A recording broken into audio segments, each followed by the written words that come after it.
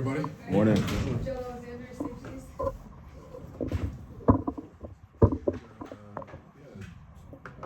Sean Reed from The Athletic.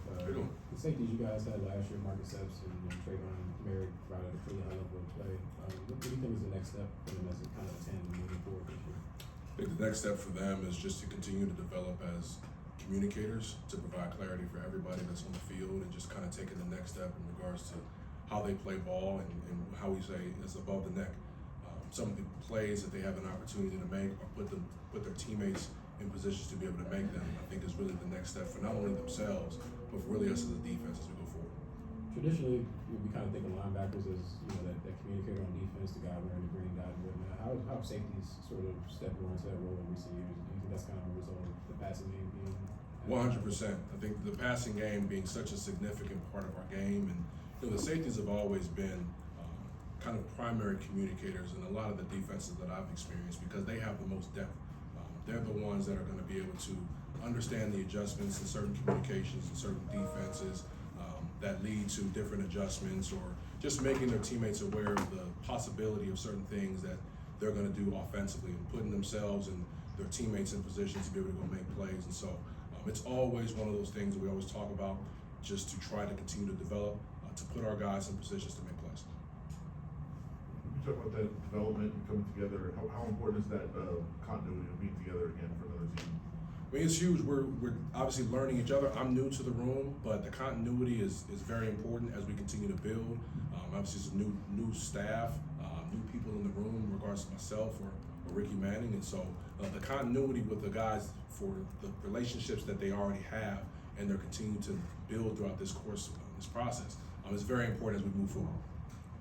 Gerald, the play of the safeties last year, the two players that we talked about, Marcus Epps and Gerald, kind of meant like some of the younger guys, Christopher Smith in particular, maybe took a redshirt year a little bit, but he's somebody that the Raiders obviously invested a draft pick in and have some high aspirations for. How do you go about kind of keeping him engaged, knowing that maybe the playing time was limited last year, could be the same situation this year, in order to be ready if the number gets called?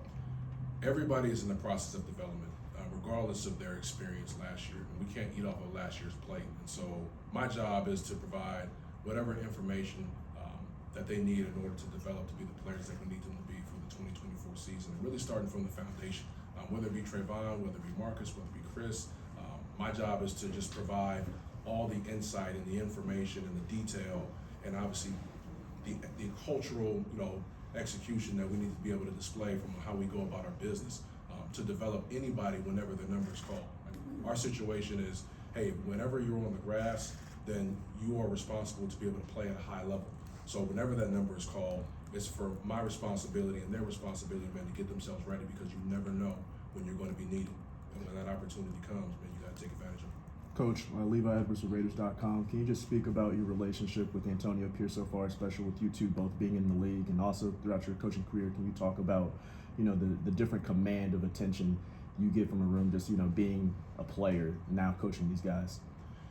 Well, I've known AP since, our interactions when I was at Cal and he was at Arizona State, and, I obviously respect him not only in his coaching climb and just him as a player. And so, just being a former player, you've looked through the lenses that these guys are currently going through, and there's a certain level of insight that you can kind of relate to them in regards to where they are in their journey, and just understanding maybe some of the mistakes and be able to understand how you coach them. But I don't lean on that. It's my job to provide, the clarity and the development and things like that for their success. And so, whether it be myself and obviously with AP, he's done an awesome job in regards to doing the same thing as he's now our leader going forward, and just providing that relatability, that example, that push, the things that he provided as a teammate, he's now doing so as a leader of an organization. So I can appreciate the opportunity to have this opportunity to lead this group. Coach, thoughts on Isaiah Polamau into the season and how he's looking early on in the off season? And it seems like he does good whenever he does get some opportunities. And just your thoughts on him right now. I mean, the thing that Isaiah's doing, and really all of them, but more specifically talking about Isaiah, the game is slowing down for him because his ability to understand the game a little bit better. understanding the threats, understanding his responsibilities, understanding his keys and the way that he needs to react, and also himself as a communicator, just having a deeper understanding as we continue to move forward, as we continue to develop throughout this process to elevate his play and elevate our play. He's been doing a good job this spring, and those are things that we're going to be relying on as he continues to develop for us in the very near future, because he's going to be somebody that we're going to be looking to count on. Coach, Because, go ahead. because you have obviously your safeties studying the passing game, do you sort of rely on the quarterbacks also to establish a relationship and communication to understand maybe nuances of the passing game? And if so, what sort of conversations would you like for them to have? For the safeties and the quarterback, Yeah, so. I think that as we build, organically, I would love for those guys to have conversations with one another, just especially when it comes to like disguising and what do the quarterbacks see and what are their progressions when the safeties present certain things to them, and how can we utilize that information for our betterment. Just being able to obviously compete against some of the better quarterbacks that are in this league really on a week-to-week basis. So that information that hopefully those guys are having conversations organically in the locker room to just be able to continue to try to get as much information for themselves and their development as possible, because it's only going to help us. Coach Q Myers, Radio Nation Radio 920. How beneficial is it for you and the staff to be able to take a break during practice and go and look at film in real time and kind of do some teaching while the guys are taking a break at the same time?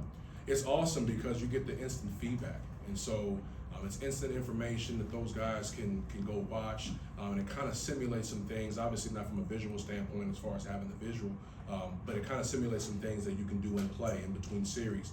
Take a look at some things that did go right, did go wrong, some adjustments that probably need to be made, and then after a little bit of a break, you go out there and you try to execute maybe some things or some changes or clean up some details that necessarily didn't get executed prior to that. And so it's a great opportunity for teaching and for educating the guys and continuing to move forward as we go to the later half of practice to try to see if we can make whatever adjustments that are necessary for us to go out there and get that thing done. You look at Marcus, even in Philadelphia, you couldn't get him off the field last year. You couldn't get him off the field. Part of that's durability, obviously, but also you just can't take him off the field because obviously he's doing what he's supposed to. What's his secret? What makes him such a player that is so invaluable out there on the defense? He plays a clean game, and what I mean by that is, he does all the little things right. First and foremost, having a really good understanding of what his responsibility is, where he's supposed to be, having an understanding of how to move out there on the field, getting his alignment and his teammates in positions to also do the things they need to do. And that's what it comes down to, being the primary role of a communicator. And so when you have that guy out there on the field as a coach, as a play caller with PG, like, you trust that individual. You trust that individual not only to get himself and his teammates right, and maybe even put us defensively in a better situation in regards to maybe some of the responsibilities we give him to audible out of certain plays and get us into other plays that we want to do from a game plan standpoint. So when you have a guy like that out there on the field, it's really hard to take him off because you understand, some of the value that he can give you that doesn't always reflect on the stat sheet. There's just a lot of things that he can do very well that allows us to be the defense that we want to become. Coach, you have somebody in Trey Taylor that's had the opportunity to get some tutelage under Ed Reed. How much would you say that that's helped him come in as a rookie and elevate his game maybe differently than other rookies you may have seen? I think it kind of laid a foundation for him, but with Trey and any rookie, everything is new. I mean, he's learning regardless of what he's learned before and regardless of who he had the opportunity to learn from kind of coming in. Everything that he's learning in this building is totally new, just from things in regards to fundamentals and how he moves out on the field and the efficiency in which he moves, schematics and learning the responsibilities and the communication that comes with performing in our defense and what's required of him, to also even just him being a professional, just how to manage his time. And I think those are probably some of the things that he had the ability to learn from a guy like Ed Reed or somebody that has been in this position, just to try to help him as he develops into a pro, as he tries to figure out what his routine is as a pro, how does he go about his business really outside of the confines of the times that we have with him. I think that was probably more of a thing that really provided him the maturity that he's coming to the building with, outside of the things from a football standpoint, that everything is so new regardless of what you've learned before. You talked about your relationship with AP. What about your relationship with Patrick? How has that gone? And when you have a system that's in place from last year and a lot of the players are coming back, how do you kind of mesh your philosophies, your coaching, and what kind of has already been in place? The development of our relationship with PG has been great. I've known about PG for a couple of years now. He had actually left Miami in 2019, and I went to the Dolphins in 2020, and we've kind of worked obviously with the same people, and so some of the same terminology wasn't as hard for me to grasp because a lot of the stuff was similar to my experience in Miami.